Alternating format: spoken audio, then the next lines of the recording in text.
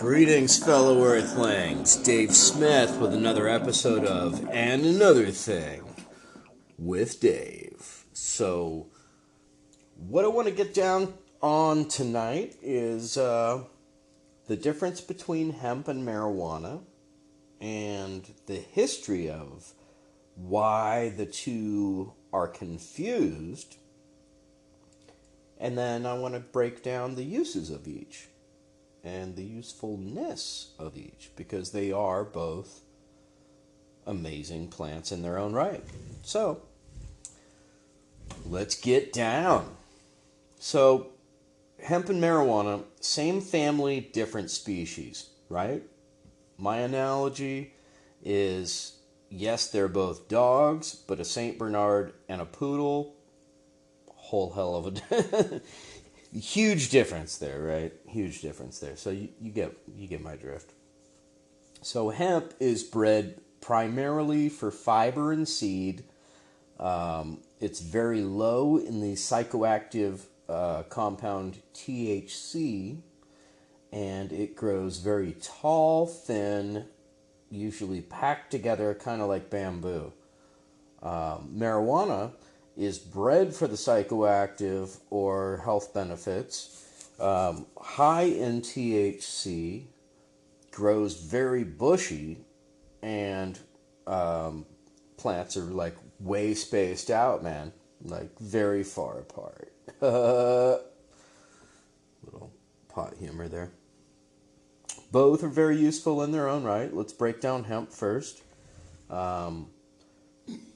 Hemp may be the most useful plant on Earth. I'm going to say it.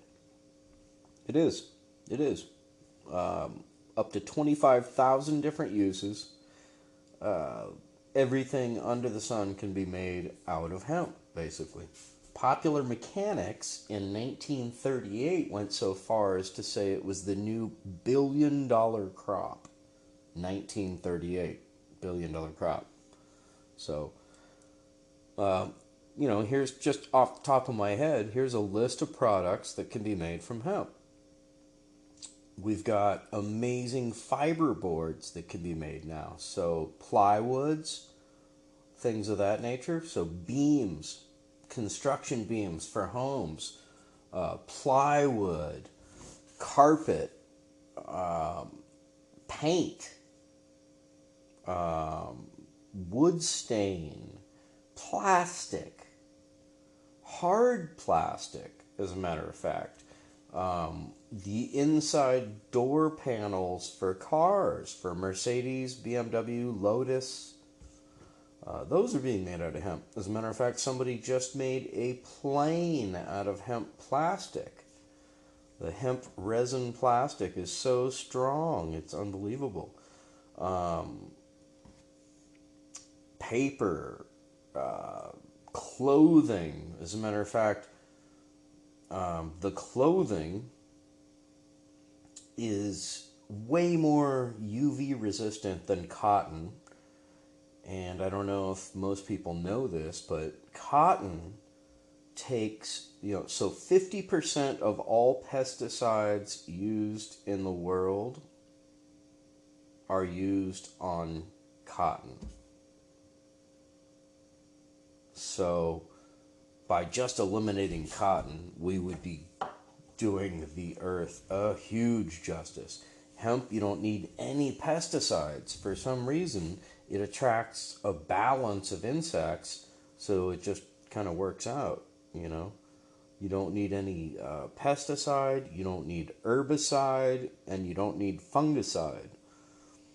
A little bit of fertilizer. And that's it. So, huge benefit in that regard. But other things that are made from hemp are Hemp Crete. So concrete, but made from hemp. The inside of the stalk, they scrape it out, they mix it with lime and water, and boom, it forms a rock solid plaster that you can build with. You make a frame, and then you pack it down with a mallet, and and it's as tough as the frickin' pyramids. And the benefit to that is if you build a house with Hemp Crete and the walls are 12 inches thick, the house will be self-insulating to 65 degrees year-round with no heating. So imagine that. 65 degrees. I mean, that's what I consider comfortable. So you wouldn't need to heat or cool your home. Unbelievable. Imagine the energy savings. So now we're getting into to why it might be illegal, right?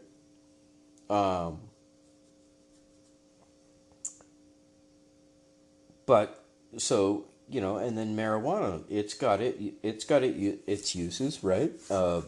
It's good for pain. My mother has severe arthritis, and she's been using a balm that's got THC in it, and she says it really relieves the pain of her arthritis.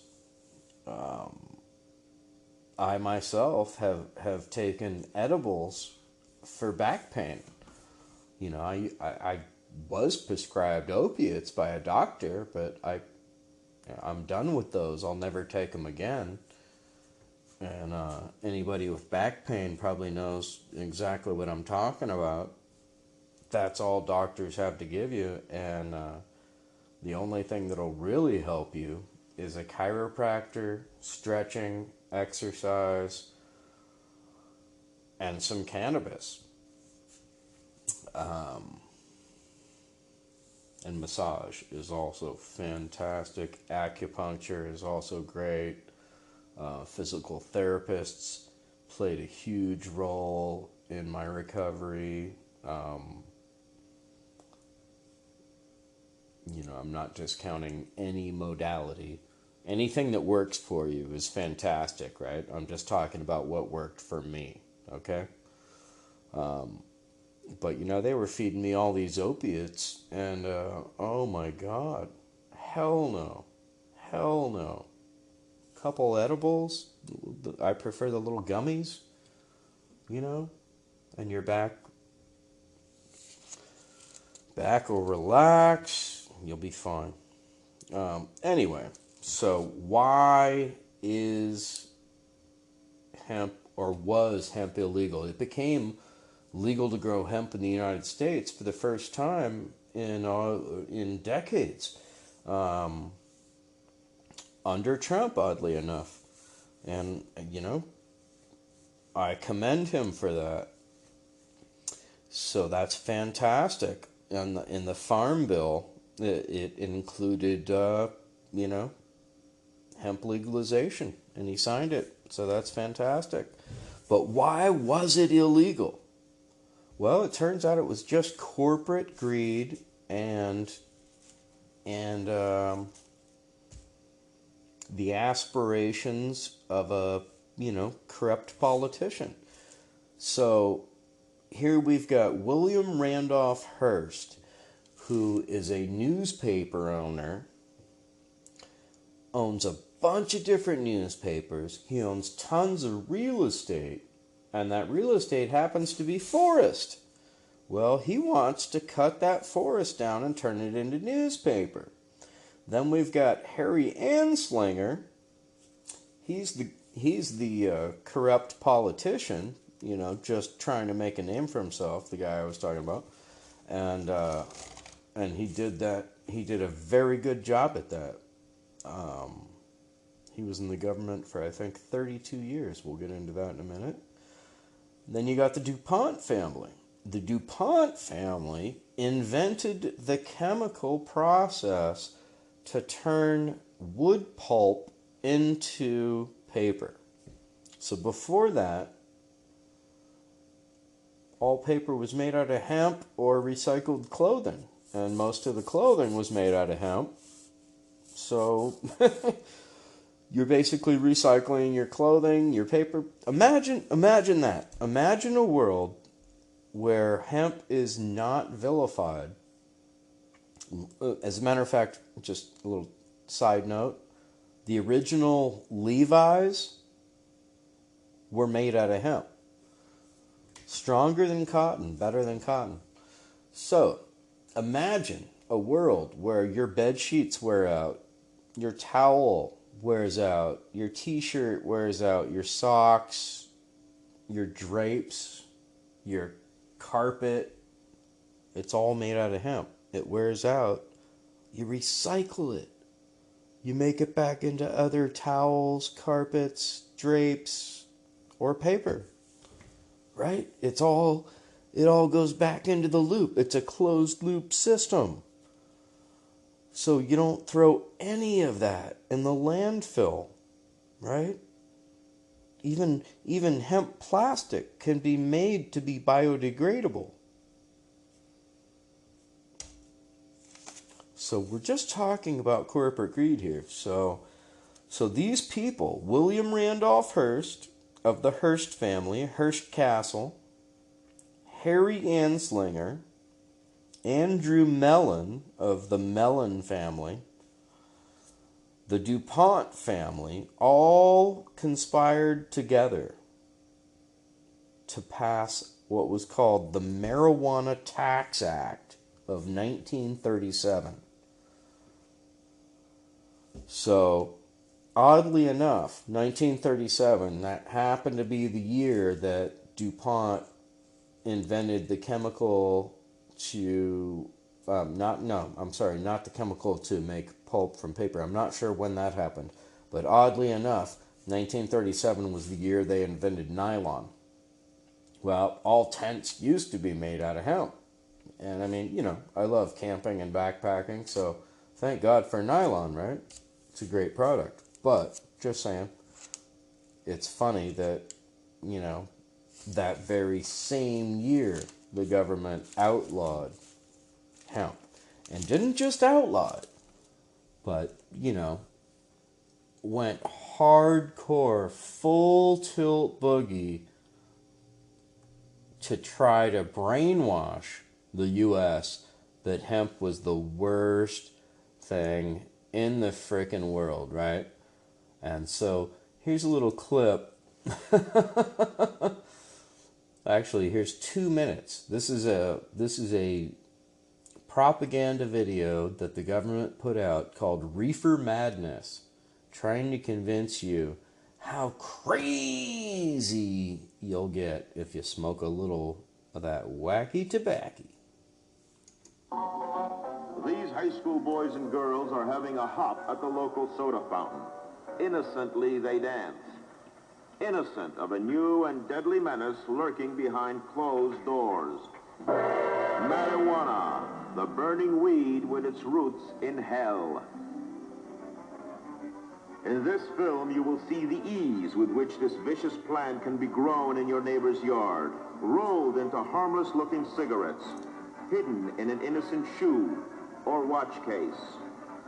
In this startling film, you will see dopesters lure children to destruction. We're going over to Joe's place. Why don't you come along? We have a date to play a set of doubles. Oh, you can play anytime. Come on, we'll have some laughs. Can I go along with you? Sure. Hey, I'll see you at dinner, Sid. If you want a good smoke, try one of these. You will meet Bill, who once took pride in his strong will as he takes the first step toward enslavement. Of course, if you're afraid. Smoking the soul-destroying reefer, they find a moment's pleasure, but at a terrible price. Debauchery, violence, murder, suicide.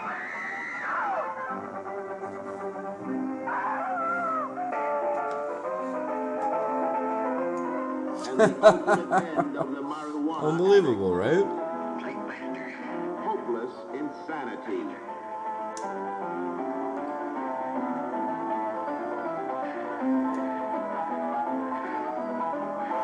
See this important film now, before it is too late.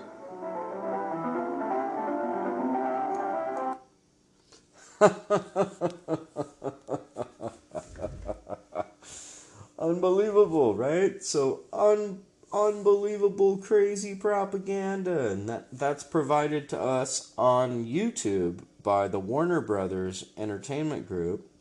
And it's just Reefer Madness 1936 on YouTube.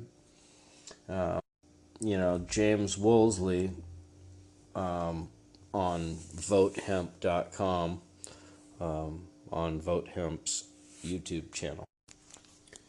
So that was James Woolsey on the votehemp.com's YouTube channel. So Vote Hemp on YouTube channel. Now here we have a quote from the herbmuseum.ca, the Herb Museum in Vancouver. And here's that Popular Mechanics billion-dollar crop thing I was talking about. So they have a quote here. Popular Mechanics describes hemp as the new billion-dollar crop. The article was actually written in the spring of 1937 before cannabis was criminalized. Also in February of 1938, Mechanical Engineering calls hemp the most profitable and desirable crop that can be grown. Boom.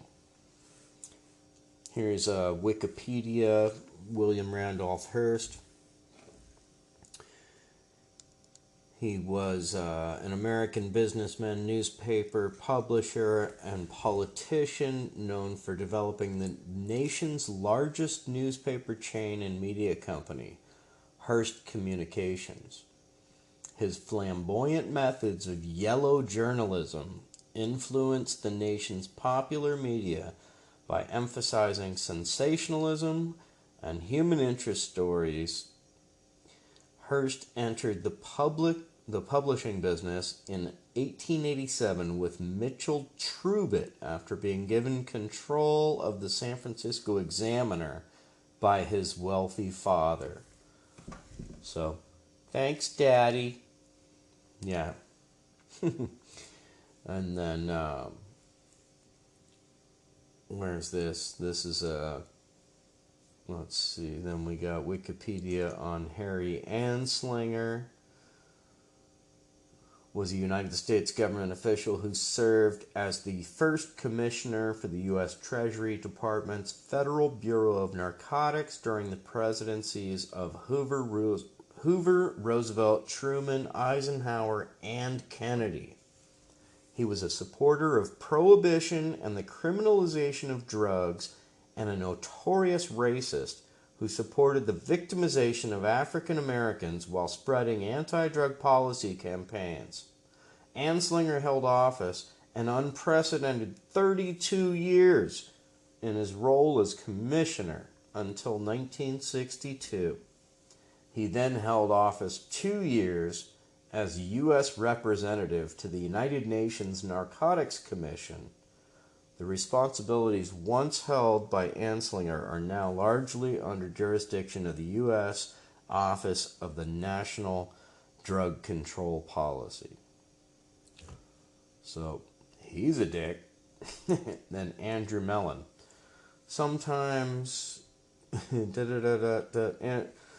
was an American banker, bankster, businessman, industrialist, philanthropist, art collector, and politician from the wealthy Mellon family. He established a vast business empire before transitioning into politics. He served as United States Secretary of the Treasury, and presided over the boom and the bust years of the 20s and the Great Depression. Wow. Mellon favored policies that reduced taxation and the national debt. So there you go. So he basically deregulated and led to the crash. Good job, buddy.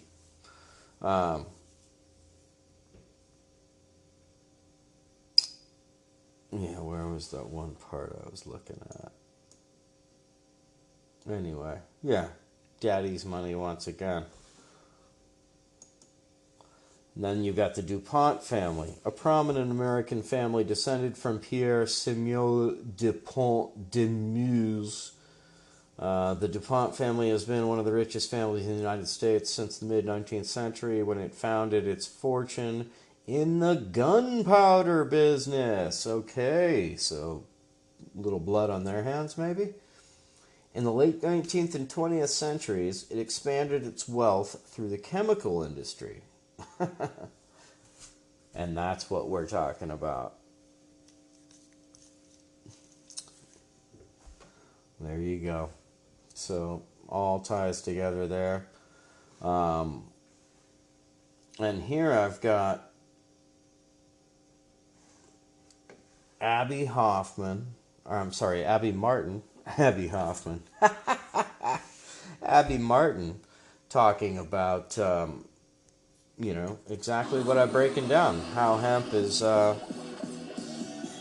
made to be unbelievable. Do you know that there's a plant strong enough to replace plastic, oil, and building materials? That the same plant has been cultivated for industrial purposes for over 12,000 years. Yet it's been classified as a Schedule I controlled substance drug by the U.S. government. Nope, not marijuana. Hemp.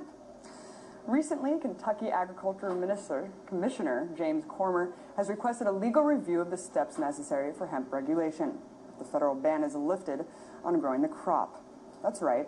Kentucky could soon be reviving an industry that only a century ago was considered to be the most important cash crop and vital to the strength of the U.S. economy. So let's backtrack a little bit and talk about what hemp actually is. Throughout human existence, hemp has been used as an important source of fuel, clothing, shelter, and even food for people all over the world. In this country, industrial hemp was widely cultivated since America's first settlers arrived in the early 1600s. In fact, even our founding fathers acknowledged hemp's enormous benefits. George Washington, John Adams, and Thomas Jefferson all grew hemp on their private farms. And Jefferson was even quoted once as saying hemp is one of the greatest important substances of our nation. The Declaration of Independence itself was even drafted on paper derived from hemp. So what happened? How did one of the most versatile and adaptable species of crops in the world also become one of the most politically polarizing agricultural resources? Well, in the early 20th century, the plant became labeled a threat so dangerous that it should be wiped out. But it wasn't dangerous to anyone or anything except the industries that it could phase out of existence. So what did the establishment do to ensure their allegiance to the very industries they serve? Well, they did what they do best. They lied and smeared hemp through a propaganda campaign that associated the plant with marijuana. And in 1937, the Marijuana Tax Act redefined hemp as a narcotic, which required farmers to obtain a special tax stamp to grow the crop. So, government instilled crushed seed. So this is huge. After you press the hemp seed and get the oil, extract the oil from it, you have this crushed hemp seed, right? Well, then you can feed it to livestock or use it in a bunch of other ways as he's describing. So even that doesn't go to waste. Are animals, sugar, formerly cotton, vegetables, and root vegetables. Also from the seed, we can produce what is known as hemp milk, which is similar to almond milk, but hemp products are high in protein, calcium, magnesium, phosphorus, as well as essential fatty acids, which are essential for our body's normal functioning. We can also use the flour to make hemp pasta. Interestingly, there's also been cases in the US and Canada where you've raised animals, as well as the Netherlands, we've raised cattle off of strictly hemp, and they've had impressive results doing that. Hemp also in construction, where you get the sheave or the inner core and mix it with lime. Then you can mold it around a wooden frame or other similar weight-bearing structures to produce hemp buildings. This is a new industry in Australia where companies are actually formed of strictly making hemp buildings. The big one, energy. As mentioned before, we press the seed to get oil. This oil is a direct feedstock into biodiesel creation, as we have local businesses here doing that already. Also, hemp also produces the most biomass for any crop you can find, even more than corn. So when you couple that with what we plan to do with the bagasse from sugar, you can see we can produce a lot of fuel from biomass. Just consider this calculation. 1 acre of hemp can produce probably about 1,800 gallons of oil, which is 42 barrels of oil. If you can harvest it every 3 months, that's 168 barrels per year. With the arable land in Barbados at 80% usage, we have 38 square kilometers in use, which is roughly 9,400 acres. 160 barrels per acre per year. That's roughly 1.5 million barrels of oil. The international rate for oil right now is roughly $105, and you can see we can save about 166 million US dollars every year. We consume roughly 8,000. We consume roughly 8,000 barrels of oil per day, and if we produce it as I prescribe, then we can produce roughly about 54% of our annual oil need. When you couple that with the gas, with the biomass potential, you can see that percentage will increase. Medicine companies across the world, as well as universities, have now started researching the benefits of hemp medically. I'm sure KFL campus medical faculty will love to be able to do this. And even though the plant is in prohibition, it's interesting to note that the American government actually owns the patent on all medical benefits from cannabis. What? Using hemp as well, we can also produce other cosmetics. I know the ladies love their cosmetics. And the essential fatty acids in hemp are excellent for your skin, so you won't have any of the issues of the normal cosmetics that are on the market now. Textiles and cordage. We used to produce CL and cotton years ago. How about producing CL and hemp now? Hemp, you can grow it with extremely less pesticides than cotton. It is 300%, you can grow 3 times more hemp than cotton per acre. It is warmer, it dries easier, it is more absorbent than cotton, and it is stronger than cotton. As the saying goes, you tend to wear in hemp clothes and you don't wear them out. Also interesting about hemp is that when you rotate it with other crops, it is known to reduce pests in these crops, and it also aerates the soil because of its root system, and through a process of phytomediation, remove toxins from the soil as well. This is just a brief overview of hemp as an overall industry, where you can see we harvest it, we have the seed and the stalk. Then we can shell the seeds to get the meat or the inner core. We can grind the shells to get the protein or the flour.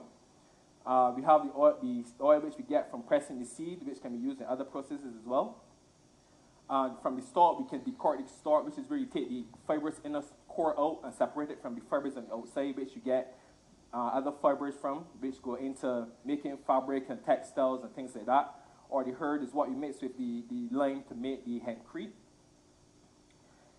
The first two columns here on your far left are extracts from the central bank report as well, where you see our trademark, our current markets, and the middle column is what they forecast for them to produce. On the right is what I've created, which I term the hemp market, which basically shows a parallel between what you could produce with hemp and what we already produce. So I will leave it to you to attach the appropriate forecasted figures there, as it really doesn't exist as yet. Who will benefit from this? Well, firstly, I have here the university as it relates to research and development, not only in the medical field, but in the best way to produce hemp in agriculture, that kind of thing. BNSI, because everything these days relies on a standard. Paradise Green, which is already doing biofuel. Refineries, breweries, bakeries who can make hemp bread, vegan bread, whatever the case is. Laboratories for testing the crop and other byproducts of it.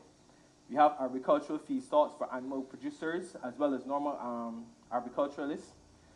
Hemp Foods Barbados, this is the opportunity to produce. So, on and on and on, who's going to benefit from it, right? But you get the point. Off the chain. Off the chain. The benefits are unbelievable. It's unbelievable. So, there is really no downside that I can see, and the benefits are off the chain. So, do we want a sustainable future that we can hand down to the next generation? Then we want hemp. Do we want salmon? Do we want to prevent erosion and restore salmon streams? Yes, then we want hemp. Do we want to, help reforestation of areas that have been ravaged? Yes, then we want hemp. I've also read recently, I forget where, that hemp detoxifies not only soils with heavy metals in them, but also nuclear, as do mushrooms. Not funny mushrooms, just, mushrooms. So plant these areas with both of those, boom. All of a sudden they're habitable again and then become productive land. So the thing with industrial agriculture is it's stuck on stupid. They're doing monocropping, they're killing the land as opposed to feeding it. You feed the land and it feeds you back. But you can only do that on a small farm. Otherwise it's not manageable. So that's what we need. Small farms. Industrial agriculture has failed us. You can't take the factory and bring it to the farm, is what we've learned. So, the United Nations even said the only hope to feed the growing world population is small local organic farms. So they're even saying it. We need to go back to like the village model. So how far does your food come to get to your plate? That shit's important. And don't underestimate the value of how you spend your dollar, right? Because that you're voting. Every time you spend $1, you're voting. You're either voting for the company that you're spending your dollar with, or if you don't shop somewhere, you're voting against them. So think about that. That's pretty powerful. Every dollar you spend is a vote. So anyway, it's been Dave with And Another Thing with Dave, coming to you with a little rant on hemp and marijuana. So if you like what I'm doing, please share with friends, and I will check you later on the next episode. You can also catch me on Facebook, Instagram, Twitter, and on Twitter I'm Dave Smith with 3 T's. And peace out, folks.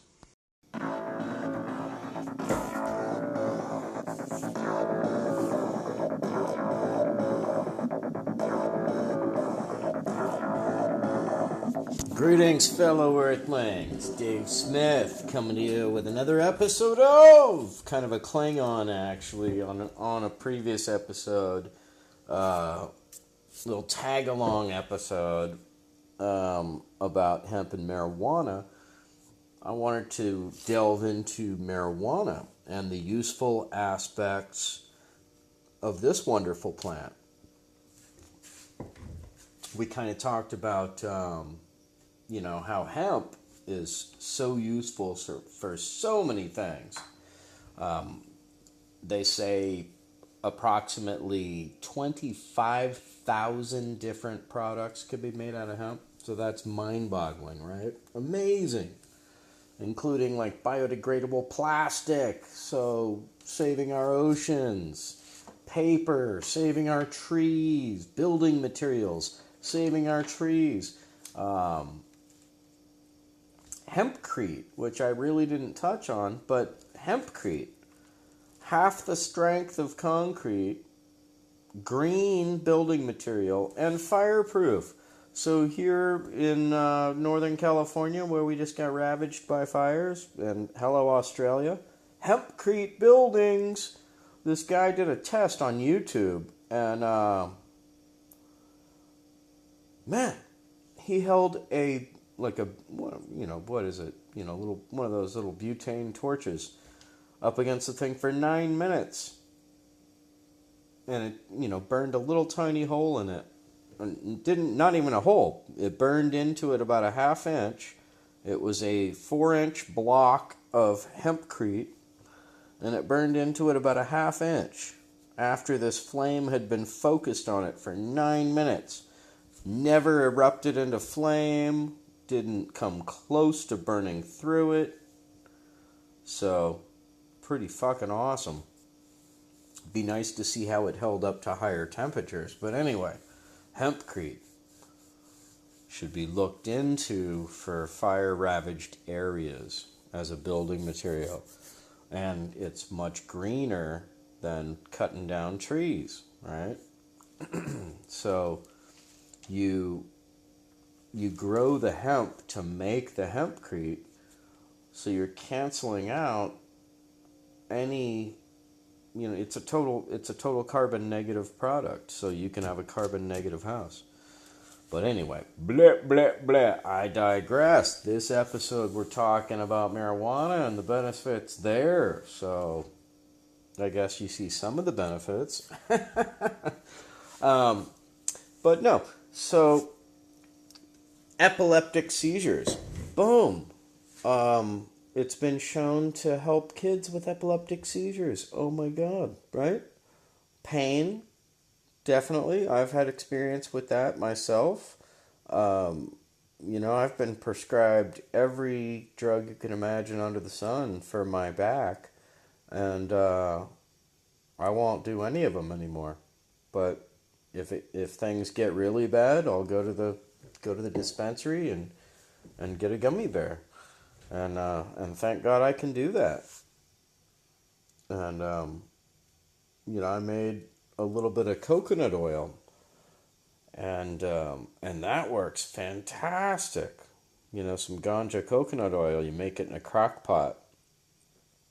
So what you do is you use coconut oil, heat it up on low in your crock pot, and then put some ganja in there and leave it for 24 to 48 hours. I recommend 48 hours.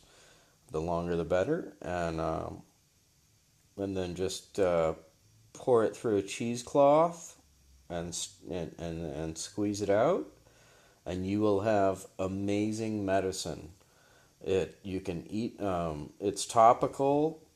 If you want to be able to eat it, then you need to do what's called decarboxylated, right? So decarboxylating is a fancy way of saying heat it up. Heat it up for a half hour. So put your oven on 200 degrees, leave the door open, and put the pot on a cookie sheet on the middle rack and keep an eye on it. You don't want it to start smoking at all. You just want to heat it up. And by heating it up, you change the chemical compound of it. So now it will be psychoactive if you eat it. Otherwise, it will not. So I think this is an important thing to do, because that way, when you make your coconut oil, you can either eat it or put it on topically. So it works for both. So I made some capsules. I went to, health food store and got just empty capsules, filled those with some, ganja coconut oil, and then I just have a big chunk of it in the freezer that I rub on whatever's ailing you. I got an ankle that I've strained and twisted and fried a few times. I got a knee on the other side, and then the back thing, and then whatever else comes up. Life happens, man. So, but, oh God, I swear by it. And I gave some to my mom, to me dear madre, to me mom, to me dear mom. And she said it was the best thing she's ever tried for her arthritis. I didn't tell her what it was at first, right? But she was on to me. She's on to my game. She knows me. But yeah, so many uses. So it gets a bad rap. I don't know. First of all, hemp, marijuana, two totally different things. Second thing, why do you care? What's wrong with pot? There's nothing wrong with it. If you want to talk, and that video I played early on, Reefer Madness, what you could substitute for that, and it would be more accurate, is alcohol. substitute alcohol for pot in reefer madness, and you're almost kind of spot on. You know, every bar, every city USA, there's been at least one fight in every bar. I guarantee it. Every city right now, what time is it? 10:14 p.m. as I'm recording this. So bars are open till 2 in California. So within the next 4 hours, there's going to be one bar fight in every major city in the United States. Guaranteed. Because some, like, you know, testosterone-filled asshole is going, hey, you looking at me? You looking at my girlfriend? Yeah, I'm looking at your girlfriend. If you don't want people to look at your girlfriend, don't date a cute girl. It's fucking simple. Oh my God. Anyway, I digress. But you know what I'm saying, right? So, it's been a smear campaign. It's been ridiculous. Who has benefited from this? Well, the oil industry, the oil industry for sure, the paper industry, the cotton industry, the soy industry, the corn industry. We didn't even talk about corn, but, you know, fuck, all of Nebraska is corn. And, you know, what vitamins are in corn? Hemp's like a perfect superfood, full of protein, bunch of other vitamins. What's in corn? All of Nebraska is corn. Wheat. What's in wheat? So, we could be rethinking everything. Corn, wheat, soy, cotton, all of them. Boom! Nope. Just different varieties of hemp, because you don't ever want a monocrop. So you intersperse different varieties, 5 or 6, 7, 8, 10 varieties. So you can't ever have like a locust fest or a, you know, something that's gonna, well, I don't know about locusts, but you know what I'm saying. If you monocrop, one pest can set you back. So by intermingling a bunch of different species of hemp, which all grow beneficially and fine together, boom, you minimize that problem. So,